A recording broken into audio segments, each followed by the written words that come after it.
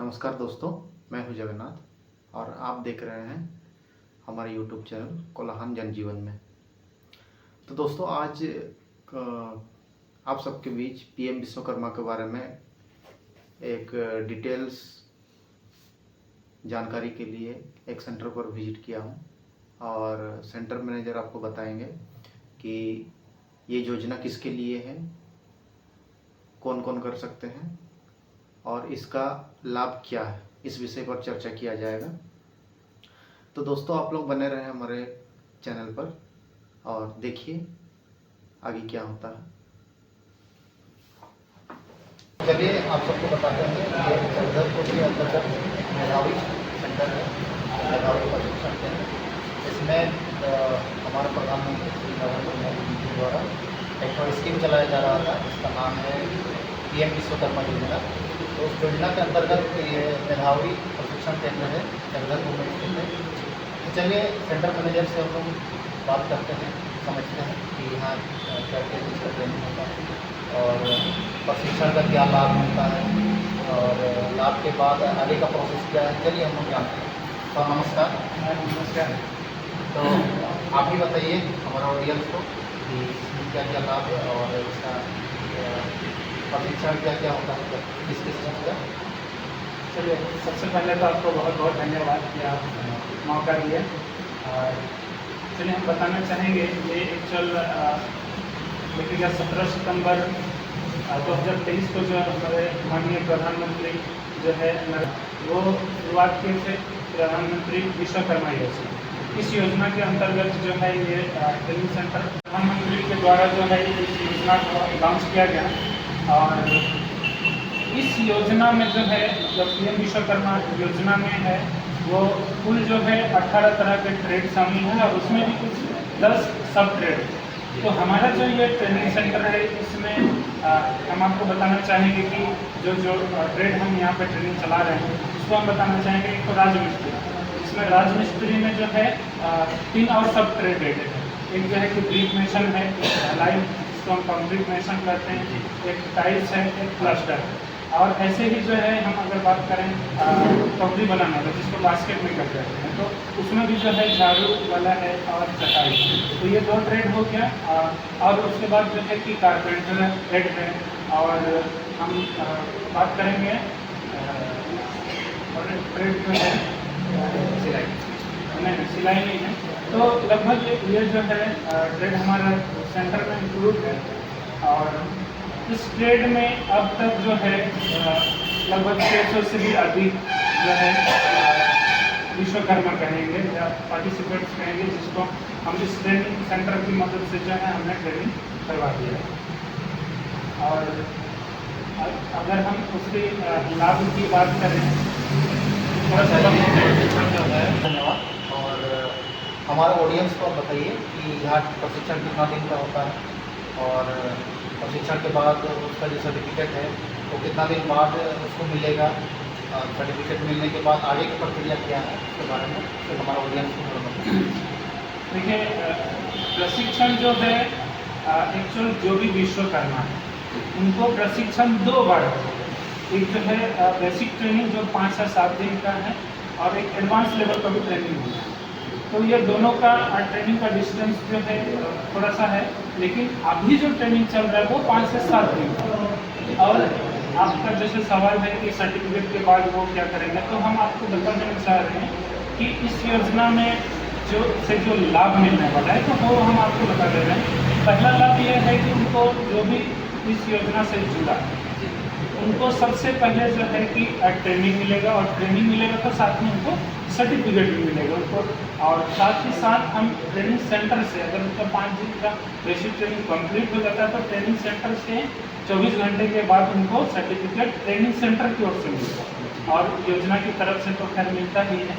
ये पहला फायदा। 2 सर्टिफिकेट मिलेगा, एक ट्रेनिंग सेंटर से, एक योजना से। एक योजना से सर्टिफिकेट, एक उद्यम सर्टिफिकेट भी अलग से जो MSME के द्वारा मिलेगा। और साथ ही जो है ये पहला उनका लाभ है। दूसरा ये है कि वो जो विश्वकर्मा है वो ट्रेनिंग लेने आते हैं तो उनको जो है पर डे भी कुछ उनको जो है दैनिक भत्ता बोल सकते हैं या तो स्टाइपेंड के रूप में उनको कुछ मिलता है, तो वो भी मिलता है। और जो है मैक्सिमम 15,000 रुपये तक का जो है टूल किट मिलता है। जो आप मतलब आप काम को शुरू कीजिए, इसके लिए जो है टूल किट मिलता है। लोन का भी प्रोविज़न है जिसमें 3 लाख तक का है मैक्सिमम। इसके बाद जो है कि डिजिटल इंसेंटिव भी है, और जो प्रोडक्शन को लेके जो शिल्पकार और कारीगर हैं, जैसे हम बास्केट मेकर की बात करें या कुम्हार की अगर बात करें, तो वो जो प्रोडक्शन करते हैं, तो सरकार क्या है कि आने वाले दिनों में जिला कमेटी के माध्यम से जो है वो उस प्रोडक्ट को क्या करेंगे, वो सेलेक्ट करेंगे, उसको ब्रांडिंग करेंगे और मार्केट भी अवेलेबल करेंगे। तो इस तरह का जो है कि इस योजना से विश्वकर्मा को जो है कि लाभ मिल रहा है। अच्छा सर, इसमें मान लिया जो जिला में तो बहुत दूर दूर के गाँव हैं, बहुत दूर दूर से लोग आते होंगे, तो वहाँ से जब प्रशिक्षण के लिए आते हैं तो यहाँ उसका रहने का व्यवस्था, खाने पीने का व्यवस्था वो अवेलेबल है?